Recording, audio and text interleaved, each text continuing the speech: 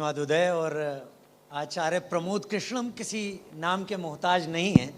हम सभी इनको अच्छी तरीके से जानते हैं। आचार्य प्रमोद कृष्णम, लोग बहुत ज़्यादा आपको सुनना चाहते हैं। पिछले कुछ दिनों में जो भी डेवलपमेंट आपसे जुड़े हुए हैं उनको लेकर लोग आपके बारे में बहुत कुछ जानना चाहते हैं। कांग्रेस के पूर्व राष्ट्रीय प्रवक्ता रहे हैं, एक कांग्रेस के स्थापित नेता रहे हैं और आज श्री कल्की धाम के पीठाधीश्वर। ये बदलाव कैसा लगता है? राहत मिलती है कि राजनीति से पीछा छूटा, या फिर ऐसा है कि राजनीति पीछा नहीं छोड़ती? देखिए, बदलाव कुछ नहीं है। बदलाव दृष्टिकोण का है। जब आपका नज़रिया बदल जाता है तो फिर सब कुछ बदला बदला नज़र आता है। जब आपके मन में श्रद्धा होती है, आस्था होती है, तो आपको पत्थर में भी भगवान नज़र आता है, और जब आपके मन में श्रद्धा नहीं होती है तो भगवान भी पत्थर नज़र आता है। बस इतना फ़र्क है। वो आचार्य प्रमोद कृष्णम और आज के आचार्य प्रमोद कृष्णम, राजनीति खींचती है कि नहीं खींचती है आपको? 32 साल का सफर रहा है आपका। NSUI से आप जुड़े हैं। राजीव गांधी को आपने वचन दिया था, हालांकि वो टूट गया, वो अलग बात है। नहीं, वो टूटा नहीं। वो तब टूटता जब मैं कांग्रेस को छोड़ता। मुझे तो कांग्रेस ने निकाला। मैं उन नेताओं में नहीं हूं जो कहते हैं साहब हमने अपने आप पार्टी छोड़ दी। मुझे निकाला गया, और मेरा कसूर ये था कि मैंने ये कहा कांग्रेस वालों से कि आप राम के निमंत्रण को मत ठुकराओ। मेरा कसूर ये था, मैंने कहा कि राम से लड़ाई मत करो, आप बीजेपी से लड़ो, सनातन से मत लड़ो, क्योंकि सनातन भारत की आत्मा है।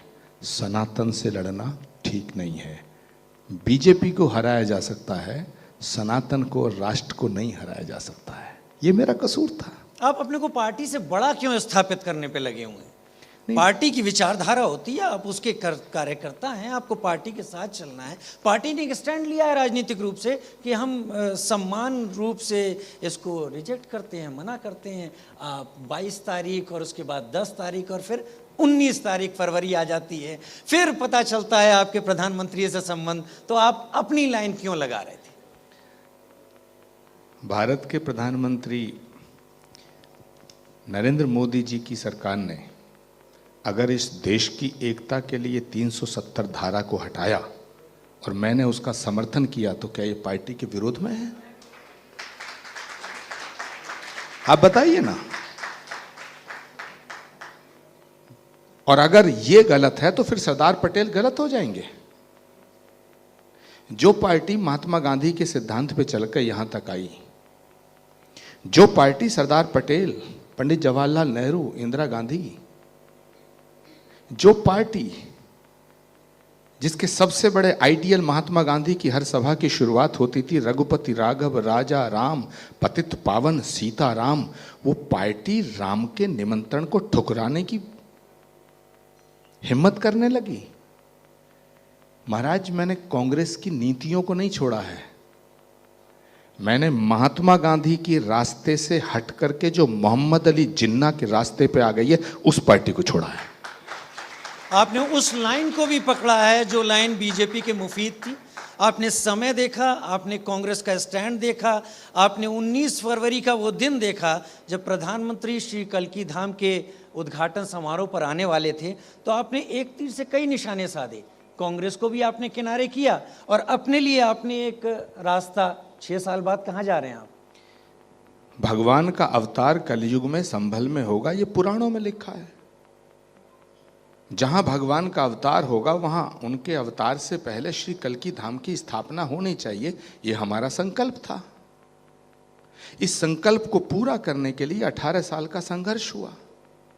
जब इस संकल्प को पूरा करने का समय आया तो मैंने मनन किया, चिंतन किया कि श्री कल्की धाम का शिलान्यास किसके हाथों से कराया जाए। मुझे बताइए, इस भारत में नरेंद्र मोदी जी के अलावा किसी नेता के हाथ इतने पवित्र हैं जो किसी मंदिर का शिलान्यास करें? ये पवित्रता का पैमाना आप कैसे तय कर सकते हैं? ये पवित्रता का पैमाना आप कैसे तय कर सकते हैं? ये इल्जाम आप कैसे लगा सकते हैं? ये मेरी आस्था का सवाल है, ये श्रद्धा का सवाल है, ये हमारे विश्वास का सवाल है।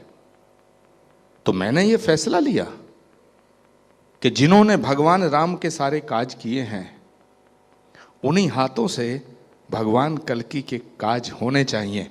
और मैं देश के प्रधानमंत्री को आमंत्रित करने पहुंच गया। आप पर आरोप इस बात का लगाया जाता है कि नहीं, अभी बात पूरी नहीं हुई है। जी, पूरी कीजिए। क्या देश के प्रधानमंत्री को कल्कि धाम में आमंत्रित करना पार्टी विरोधी काम है? बताइए ना आप मुझे। क्या जिस कल्कि धाम का शिलान्यास देश के प्रधानमंत्री नरेंद्र मोदी के द्वारा हुआ, यह मेरा गुनाह है? क्या जहां प्रधानमंत्री जाएंगे वहां आप नहीं जाएंगे? तो प्रधानमंत्री ने तो इस संसद का उद्घाटन भी किया, इसमें क्यों जाते हो? किस मुंह से जाते हो? एक शेर है बहुत अच्छा, वो शख्स जो मोहब्बत नहीं करता धोखा है इबादत का, मेरा इबादत नहीं करता। इनका ही शेर है।